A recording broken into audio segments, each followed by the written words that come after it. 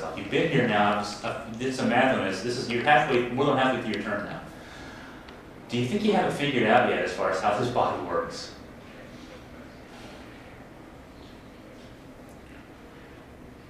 I'm not sure. If you had asked me 3 or 4 months ago, I thought I'd kind of figured the rhythms, but there's still things that surprise me. I had a really frustrating patch over the last 45 days,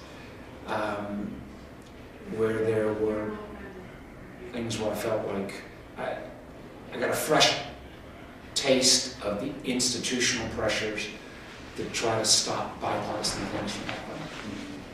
And that kind of like, gosh, this is even, I knew this was hard, thought I'd made progress, and then it kind of got hit again on, boy, this is really, really hard.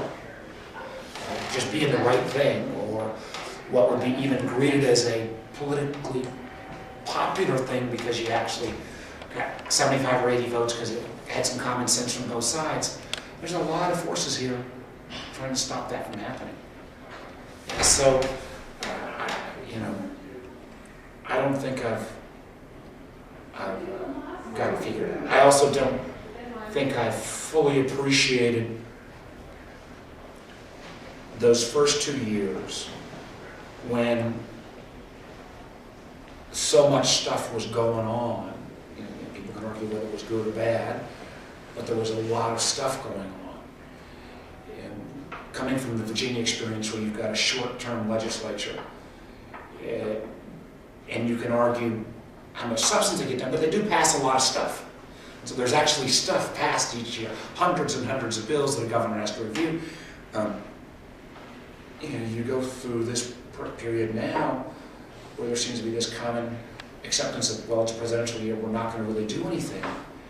It's a really very foreign concept to somebody who's comes at this from the standpoint of a 1 4-year governor that every day you didn't get something done, you weren't going to get back. Whereas there is, I think, a sense here of, okay, we're not going to get it done this year, but maybe next year, if not the year after. You got 6 years. I mean, if you're a senator, theoretically, you have 6 years. We talked about this before. It was during your run for Senate. I always captured you and you in this thing.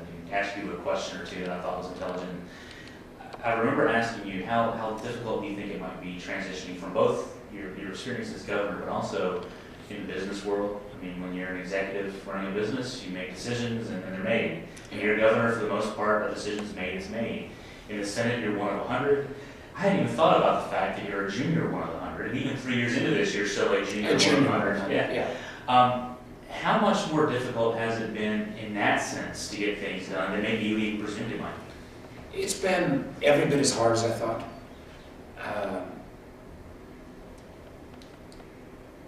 It's also been that a lot of the ideas that I had when I was going to form the bipartisan radical centrists, you and others gave me grief, what's a radical centrist? I still think it's a defensible, intelligent concept.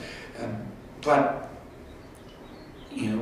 it has been harder. There has been also just the kind of ebbs and flows of being a legislator. Learning patience has never been a big skill I've had. It has been hard. Also, and one of the things that have been probably the hardest, and I think I've probably done maybe the worst still at, which is, as governor, I wish everything you decided actually happened, but at least you got a say on everything, and you have an ability to influence it. Maybe you won, maybe you lost. The challenge here is the canvas is so much bigger, but how do you have the restraint, the personal restraint, to say you can't get involved in every issue? I drive my staff crazy because almost every issue has some piece of it that I think I can either add value or I'm intellectually interested in, and I think that sense of limiting your focus to a few key areas and going deep, being a specialist. I've kind of done that on the budget, which is the biggest issue I think we faced. But I'm still trying to probably play in too many arenas, and